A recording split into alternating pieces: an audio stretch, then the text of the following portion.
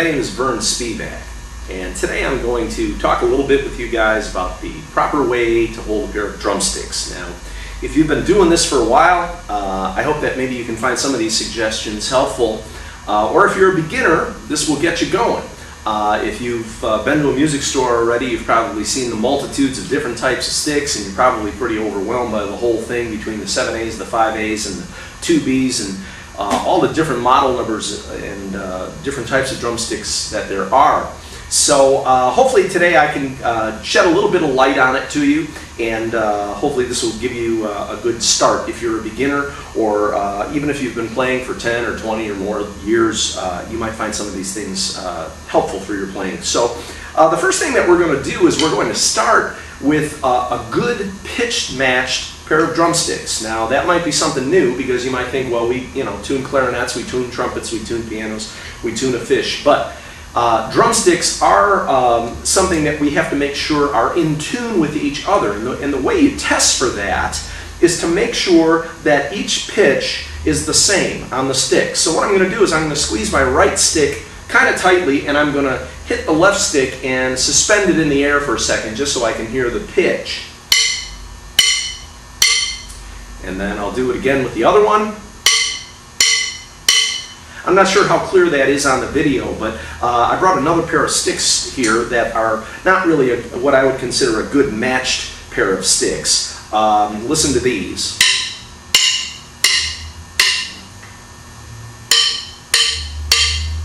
Again, I don't know if you can hear that on the video, but these would not be the kind of sticks that you want to use when you perform. So we'll just put those over in the kindling wood pile where they belong. Those are the kind of sticks that you usually see at the music store that are in the big bin at the front, where they're like $5 for 12 pairs. Stay away from those. You really don't want those kinds of sticks. Once you have a nice even matched pair of drumsticks where the wood density is the same and they ring the same pitch, then we have to decide where our hand goes. The easy, quick way to do it is divide the stick into 3 parts, kind of like this, and you're going to put your hand behind where that third segment was, and we're going to grab it with the pad of your thumb. Really important to do that. We don't want to play with the edge of our thumb. We want to use the full pad of our finger, and then wrap your index finger gently around the front. Now there's a couple of different ways to do this, and before I even really get too deeply into this, I want to explain to you that there are many, many different ways to hold a drumstick correctly. We hold sticks differently as a jazz drummer as, say, a rudimental drummer would play in a drum and bugle corps or in a marching band. So the techniques are a little bit different, and there's many different ways that are all correct depending on what type of playing situation that you're in. So we just want to make sure that you follow some guidelines, because there is some physics involved with this. We have to make sure that we're doing this correctly, and we're not just trying to cover up old habits by saying this is the way we prefer to play, or maybe you've played that way for 15 years and that's the way that's comfortable to you. We want to make sure we don't kind of hide our bad habits by that. So just try to keep an open mind with this as we go along. Back to the pad of your finger on the stick, and then we'll take our index finger and wrap it around the other side. And at this point, the pads of our fingers play a really, really important role in the stick, because drumming is a combination of fingers, wrist, and arm. And our fingers have a different job, and perhaps the most precise job, because we use very, very small muscle groups when we do that. So we want to make sure that our thumb and our knuckle is at about the same height. You can sort of set the other stick in front of it like that. Make sure that that's all lined up. Make sure the pad of your fingers are on the stick. Don't wrap your fingers around the stick. We really don't hold drumsticks. We hold screwdrivers, we hold hammers, but a drumstick we merely put our hand around to guide the natural movement of the stick. And if we over-control the drumstick, that won't allow us to get a good sound. So if you grew up drumming in the junior high school band, if that's where you learned to play, most likely you've learned the first grip we'll talk about today, and that is what is called match grip. Quite simply what that is that both hands are identical. It is a matched grip. We make sure that our fingers are doing the same thing. Our pads of our thumbs are on the stick. We want to make sure we're holding the stick at the correct balance point or pinch point, sometimes referred to as a fulcrum. That is where the stick best moves. And then what we're going to do is we're going to start by playing some nice even singles. Now, future editions of my tips will include quite a bit about singles and doubles, especially as how they pertain to a drum set. But we'll get into that in future editions of what you're watching.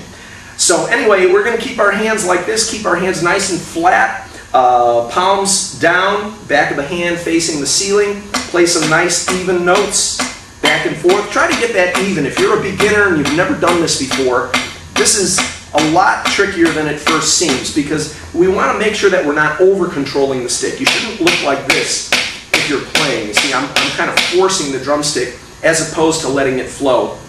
Sometimes when I teach little kids, I sort of use an old magic trick that I learned as a young kid, and it was called the rubber pencil trick, but I completely stole it, and I've called it something different. I call it the rubber drumstick trick. And basically what that is we take a drumstick and we demonstrate to everybody that it is really made out of solid wood, but we take the motion of the stick and we go back and forth with our hand. I'm not sure how much of the video can pick that up or not, but it sort of looks like the drumstick's made out of rubber and it's wiggling back and forth. And of course it's just a cheap little optical illusion. There's really nothing more to it, but you can practice in front of a mirror.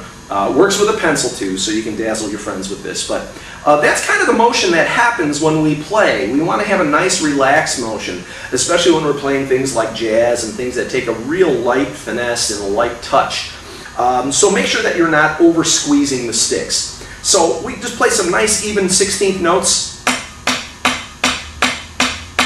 Just nice and slow and even. Playing in front of a mirror is always a good thing. And we build up to what we call a single stroke roll. Again, we're going to get more into this as we move down and do more additions of my little tips and comments for you. But that's basically what we call match grip. It takes a little while to get the hang of it, but make sure your palms are flat. There are other grips that deal with your thumbs being on top. We're not going to get into that in this particular session. Perhaps down the road we'll talk a little bit more about French grip and some of the other grips. This is more commonly referred to as German grip, what I'm showing you right now. Our palms are flat, and it's a very handy grip for playing all-around percussion as well as playing drum set. The other grip that's got a little bit of mystery to it is what we call traditional grip, and this only involves use of the left hand.